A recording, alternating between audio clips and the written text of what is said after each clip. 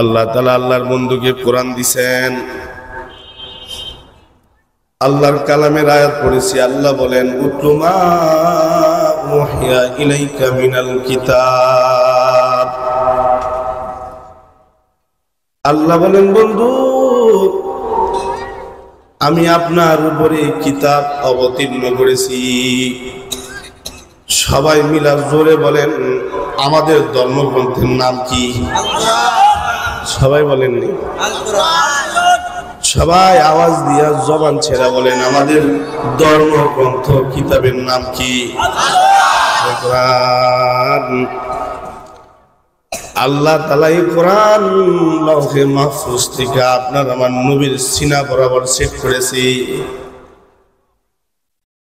কোরআন আল্লাহ তাআলা আল্লাহর নবীর সিনার মধ্যে নাজিল করেছি। ওই কোরআনের তেলাওয়াত আল্লাহ তাআলা শুনবার চায়। ওই কোরআনের মহব্বত আল্লাহ তাআলা বান্দা বান্দির দিলে চায়। ওই কোরআন কে মহব্বত করবে এরকম বান্দা বান্দি আল্লাহ জমিনে চায়।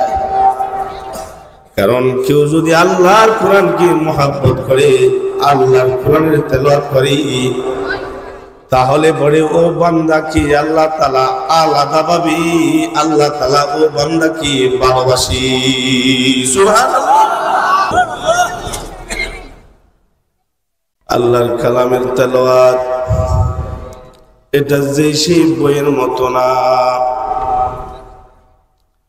এই কোরআন আল্লাহ তাআলা আল্লাহর পক্ষ থেকে প্রেরণ করেছি। এই কোরআনের দিকে যদি তাকাই কেউ তাহলে তার গুনাহ মাফ হবে। এই কোরআনের দিকে কেউ যদি তাকায় তাহলে আল্লাহ তাআলা তার নেকি দান করবে। এই যে কোরআন যদি কেউ ধরে তাহলে আল্লাহ তাআলা ওই বান্দা বান্দিকে মর্যাদা দান করবে। যদি কেউ কোরআনকে বুকে জড়ায় নেয় তাহলে আল্লাহ ওই বান্দা বান্দিকে রহমতের বুকে জড়ায় নিবি। সুবহানাল্লাহ।